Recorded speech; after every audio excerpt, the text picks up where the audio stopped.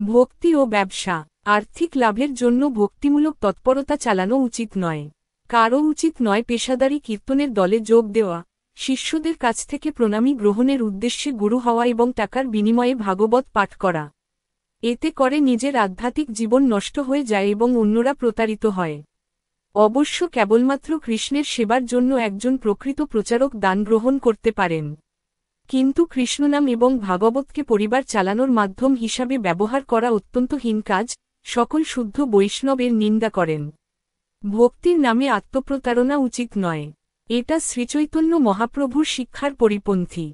বৈষ্ণবরূপে নিজেকে জাহির করে সম্মান, পূজা ও প্রতিষ্ঠা অর্জন খুবই সহজ। কিন্তু প্রকৃত বৈষ্ণব হওয়া এবং কৃষ্ণপ্রেম লাভ করা তত সহজ নয়। সাধুশাস্ত্র গুরুবাক্য চিত্তেতে করিয়া ঐক্য আর না করিহ মনে আসা। নরোত্তম দাস ঠাকুর। এটাই আধ্যাত্মিক সফলতার পথ। দুর্ভাগ্যক্রমে আমাদের মধ্যে নিজের মন গড়া ভাবে কাজ করার ঝোঁক রয়েছে।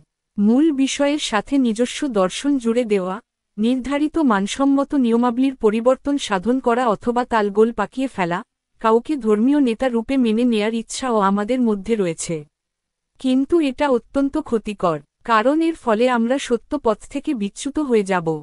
প্রত্যেকের উচিত অতীতের আচার্যদের নিষ্ঠার সাথে অনুসরণ করা। তাহলেই জীবন সার্থক হবে।